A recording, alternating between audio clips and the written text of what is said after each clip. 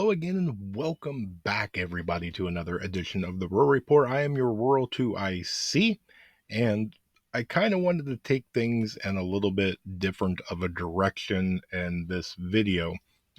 There seems to be, at least in my algorithm of content, a lot of doom and gloom, a lot of the sky is falling and prepare for civil war and world war and chaos and all this other stuff. Okay, well, I want to try and let's bring a video to where it is not that. Let's see what happens with it, because we're all here basically for one reason. Okay, you come across my channel and you're new, which, by the way, welcome.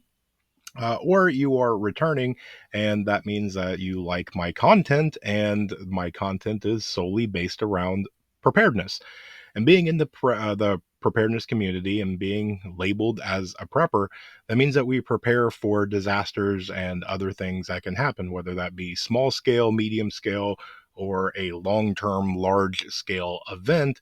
And yes, it can be very stressful. Yes, it can be very, very scary and all sorts of other stuff, but we're in a relative time of peace. Okay, why are we scared and stressing out about this stuff? And I see a bunch of other things where people jump into it and all of a sudden they get what we call prepper fatigue. They've been doing it for 6 months or a year and nothing's really happened. Why am I doing this? Why am I wasting time, money, energy, resources, and things like that? Or it becomes mundane or even a job, something that they're not even looking forward to doing anymore. And you get all the things of the other questions. I'm doing it, I enjoy it, but how do I get my family involved? How do I get my friends? How do I relight the flame or make it to where it's attractive to other people so they do it, or maybe they join my team? Well, my answer is make it fun, right? Okay, we're all human. We all have those things that bring a smile to our face, something that we enjoy doing, that we look forward to doing. We all want to laugh and seek out the things that bring us pleasure. And there's a lot of things that a lot of people like to do, and there's certain things that a couple of people like to do. Uh, there's people out there that they enjoy curling up to a good book. Some people hate to read. That's okay. Okay. Uh, we all have the different pleasures and different things that we find that are fun. And so it is trying to seek out what it is that other people, enjoy doing, and using that so that way we can do a multitude of things. One, we all want to have fun and a good time. Two, we want to get as many people involved as possible and show them that, yes, prepping, like anything, there's going to be boring times. There's going to be things that we're going to do that we don't enjoy, but there's also really fun and cool things that we can do. Some of the things, and I'm going to try and break it out for you, is you can do some sort of a real life scenario game. It might be something that you do while it's a rainy Saturday night. It might be something that you do where you bring the whole mag in and maybe do like family versus family and things like that, and give out a scenario. Hey, okay, the power is out due to a storm. What do we do? Okay, a sudden illness has struck. What do we do? There's a natural disaster coming our way. How do we get ready and how do we weather the storm? Things like that. Because when you do little things like that, it really brings an emphasis that, one, being prepared is not living in fear. It's basically trying to empower you and those around you to handle the situation, and being able to introduce prepper games. It's fun and it's a very engaging thing to do, and it's also something that you can do that, one, is a very good team building exercise. Two, you can learn very valuable skills. And three, it's a lot of knowledge. There's a lot of learning that you can do in all this. So as we get into this, okay, and we just said the word or the term survival games, well, one of the things that we can do is we can come up with some of the things, and I want to try and give you some of the examples, if you will, of some of the things that you can do. But in each of these games, you can use stuff and come up with your own games. And what you can do is identify different objects. Maybe you have somebody that's new and they don't know anything about medical. Make it a game. Put out some medical supplies and do a little thing about, can you identify this and this and this? Uh, Anything about knot tying or any sort of a communications thing or anything along those lines. Those can be really, really fun. So I went through and I made a little bit of a list, so bear with me. But one of the first things that you can do, kind of as a whole family, is the good old fashioned tag or something along those lines. Because one, it gets you outside in the fresh air and the sunshine in the grass, and it gets you moving, it's getting you exercise. But what does it do on the other levels? One, it's a game of mind, right? This person's a little faster than me. How do I go and tag them? It gets it to where you don't have to be the biggest, strongest, and fastest. You can mentally do a chess game. If I go this way and get them to go, then I can go this way and, do something along those lines. So it's a very good mental. It's a good thing to get active and stretching and get out there and, get going as a way to just have fun out in nature.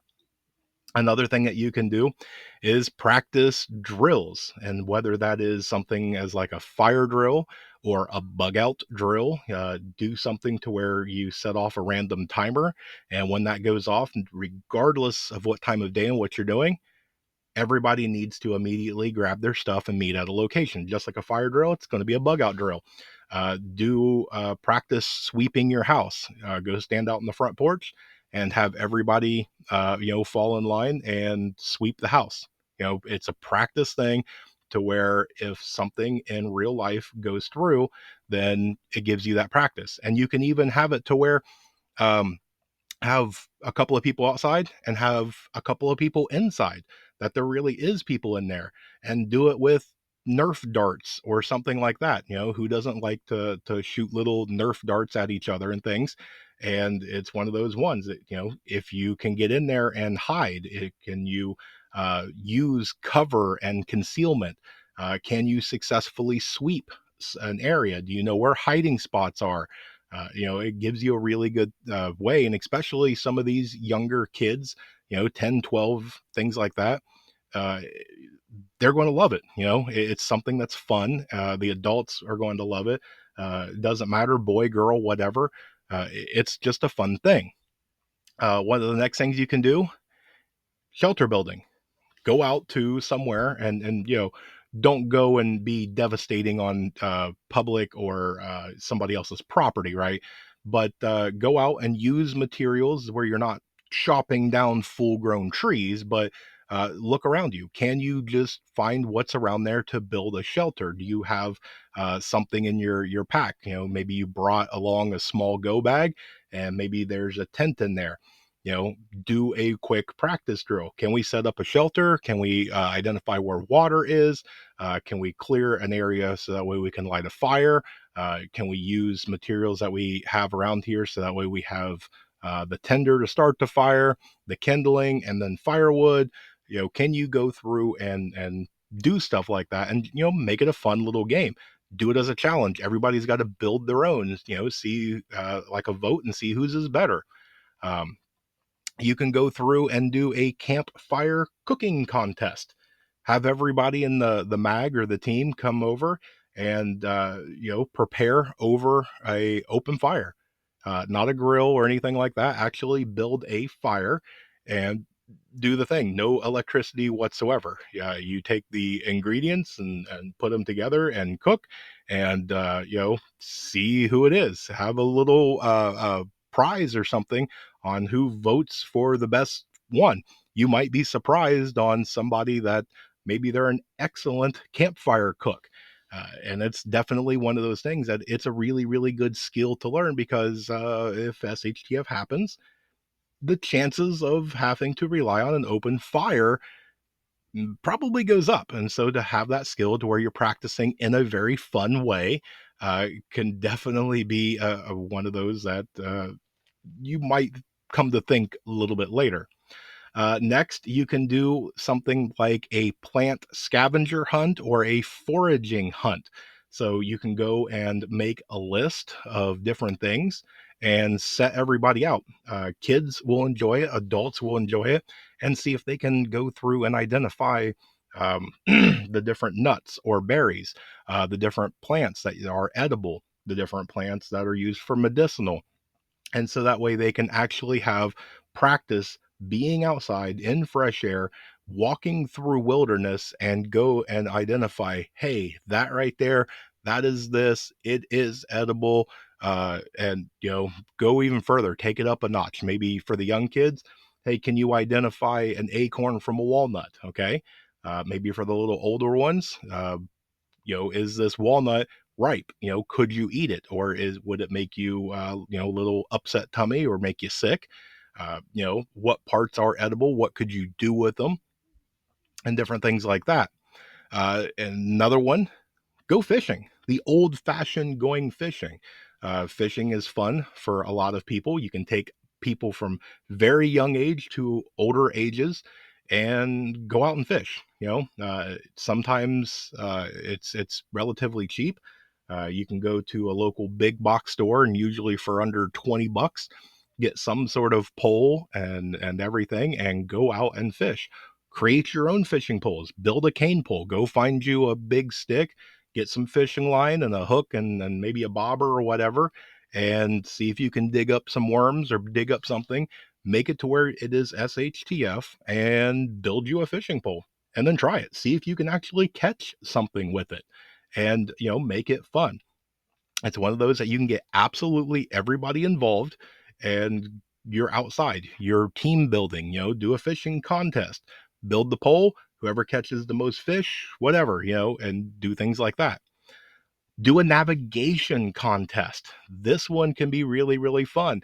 This one teaches a lot of map following, different types of maps, being able to read a compass, being able to navigate without a compass. And then you can even do it in a two-part. Send one out into an area and have them map build and see if you can give it off to somebody else and see if they can use that map to navigate. Because chances are, if you have to bug out, maybe you don't have a really, really good map of that area. Maybe you're going to have to make your own map. Have you ever sat down and tried to make your own map? This is a really good skill that I think a lot of people can do.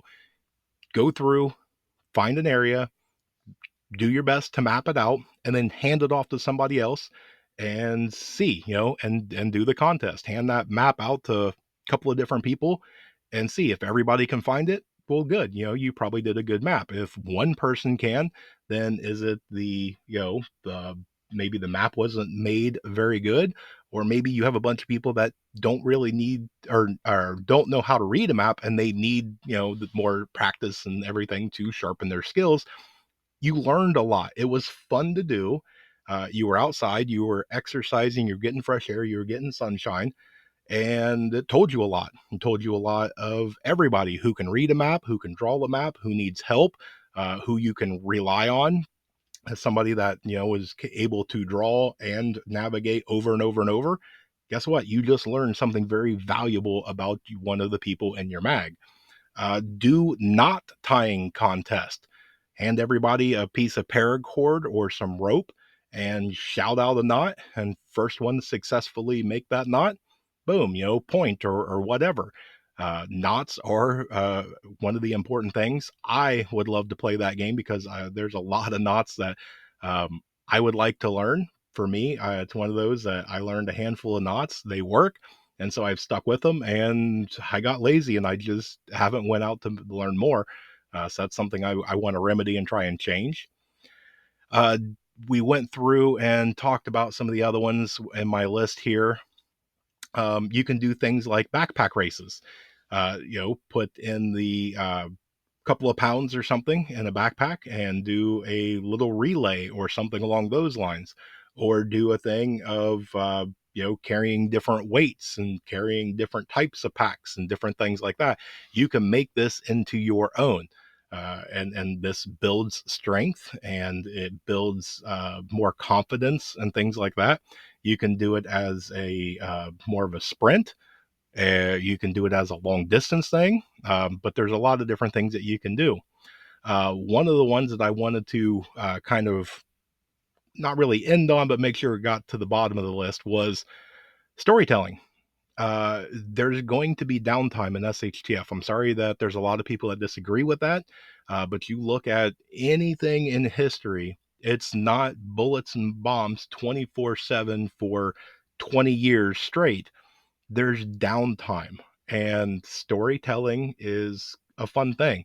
Think about maybe going back as you as a kid, you went camping or you went to whatever Boy Scouts or something along those lines, and there was a fire, and everybody kind of took turns going around telling campfire stories. Storytelling is a fun thing to do, especially you can make it into a game. Uh, Somebody starts off the story and passes it on, and it gets you thinking, right? It's a fun little thing to see the twists and turns as everybody adds in their little perspective of the story. But it also gets into how people tell it. Are they ones that are going through and sharing details? Are they making it do a twist for funny or towards weird or towards some sort of a love story, or does it turn a little dark? You get to learn about people as they go through and they do this. And it gets people talking, right? Maybe you have a shy member of your group, maybe going through and listening to a couple of people tell the stories. Maybe it encourages them to speak up and start sharing and getting things to where they feel a little bit more comfortable to break out of their shell. So definitely want to put that in there. One of the ones is SOS Signal Challenge. Have somebody go out a little ways and signal however they want to signal for help. And then you can make rules on it. You can do a signal, but you can't make noise, or you can signal, but you've got to do, whatever, and set out, a little kind of like search party. Blindfold two or three people, have somebody walk for 10, 15 minutes and go try and find them. Lay down, make it to where maybe you got injured or whatever, and you're trying to signal for help. Can you do it? Do you have a way that you can make yourself known and see how it goes? How long does it take that for people to find that person? How creative was that person on coming up with a way to signal? Maybe they use one, maybe they use multiple different ways, whether it was visually, audibly, or whatever. There's lots of ways to signal for help. And, in an SHTF scenario, guess what? You may have to signal for help. So, um, I do want to put some of these on here. So I'm going to round out the examples with things like building a lifeboat or an emergency raft. That might be a little difficult for some, but I did want to toss it out there for those that might be able to do it. Take things out of nature and see if you can build something that floats. See if you can actually get on that thing and, put it to the test. Go through and do different games of, like paintball, do things like capture the flag, um, do various games of, as we said with foraging, make games out in the garden. Kids would love to be able to go out there and do foraging and go, all right, instead of going out and picking absolutely everything like it's just a regular chore, go, all right, we're going to make sandwiches for lunch. So I need from each of you one tomato, two peppers, one onion, and whatever, and give them the list. And then they've got to go out into the garden, locate and find that specific plant, find the right thing to do, and bring it back. And then you can go through and, maybe they can help you make the sandwich. And guess what? As a reward, they get a delicious sandwich, right? So, just some of the things that I, wanted to make sure and kind of cover and whatnot as some of the examples. But prepping can be fun, okay? And it's all in what you make about it. You can do anything along the lines of what I gave. You can go through and make it your own, because remember, prepping is extremely personal. So, for what works for me and what's fun for me or fun for my group or anything like that, may not speak to your group. So you're going to have to kind of modify it, or take an idea and be inspired and come up with games for you. Involve everybody. It doesn't matter about age or anything. There is a game, whether somebody has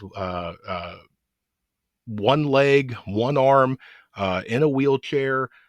They're young, they're old, they're blind, they can't hear, whatever.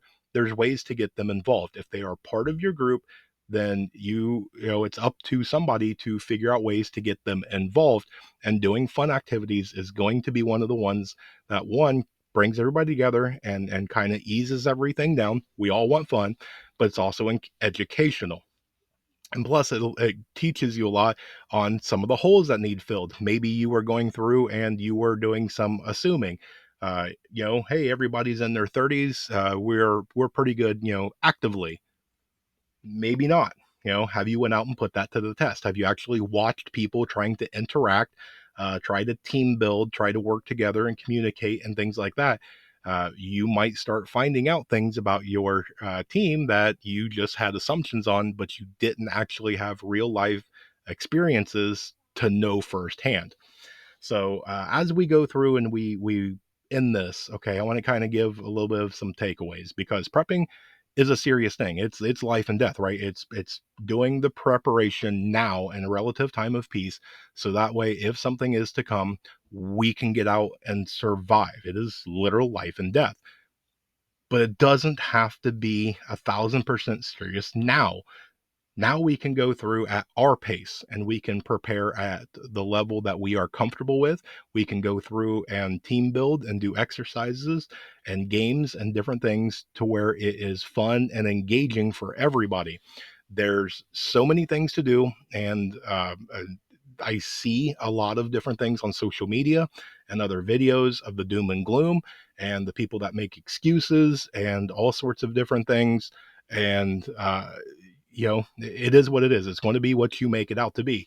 You can let somebody pout and throw out all the different excuses that they want, but ultimately, if you are the leader or you are somebody in the group of importance, then it's one of those where it is the job to step up and get the group engaged, get them fired up.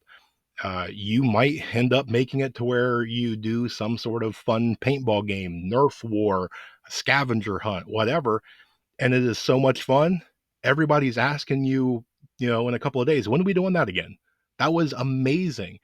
You might really deepen a lot of friendships. You might, get one of the kids that's really shy, broke out of their shell. You might find somebody is really good at something. It's a really good idea to do prepper games, right? We all like games. Why not use it to make the world of prepping a little bit better? The prepping community is a great community. Why not have some fun while we do it? So, but that's what I've got for you guys today. I hope that you guys got a little bit of, something out of that. Hopefully I sparked some interest. Hopefully this gives you a little bit of inspiration and some stuff to think about. Let me know down in the comments below what you think. Do all the fun YouTube things and all that other jazz. But with that, I hope you guys have an amazing weekend. I hope you guys have a blessed night. Stay tuned, because there's definitely more information to come. And with that, remain united, because we're all prepping in this together.